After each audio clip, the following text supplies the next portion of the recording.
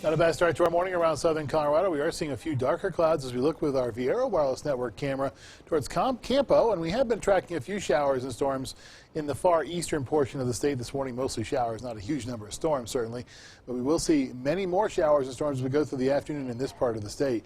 In Buena Vista, looking back towards the Collegiate Peaks, this is one of the few areas that will not feature a chance for severe weather as we go through this afternoon.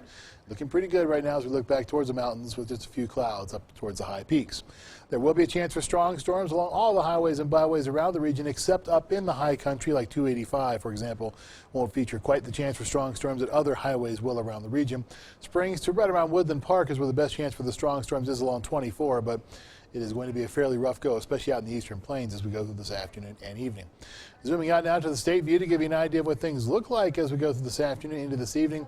You can see those thunderstorms really beginning to pop up around Metro Denver and point southward along 25 as we go through this afternoon and this evening. By 4:30, there's still a chance for showers and storms. Some of these will be on the strong to severe side as we go through the afternoon into the evening. By 7:15, the bulk of what we see is over in Kansas, or at least along the state line in the northeastern corner of the state, but there will still be chances for strong to severe thunderstorms in the eastern plains especially, but even possibly towards the Pikes Peak region as we go through the afternoon and points northward up towards Castle Rock. It all goes away as we go through our Tuesday morning commute.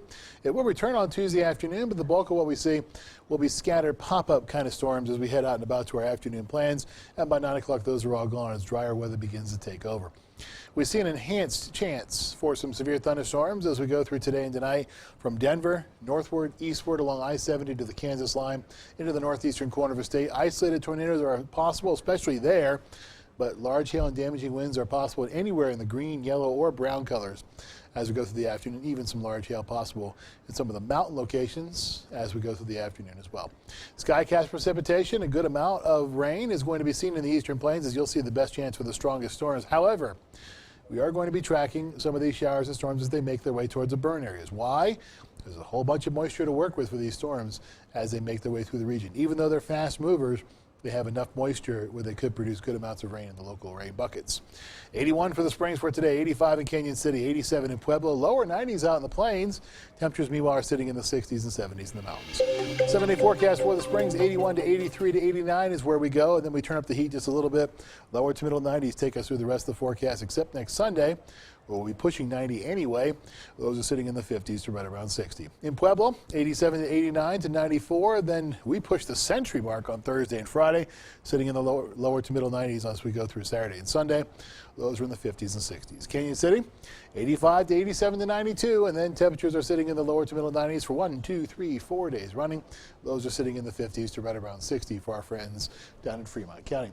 Teller County, our temperatures are sitting in the lower 70s, 71 to 72 to 74 for the first 3 days, and then we're sitting in the lower to middle 70s throughout the rest of the forecast too. The difference being is that it will dry out just a little bit, John, as we go through the remaining portion of the forecast after this very active weather that we'll see early on.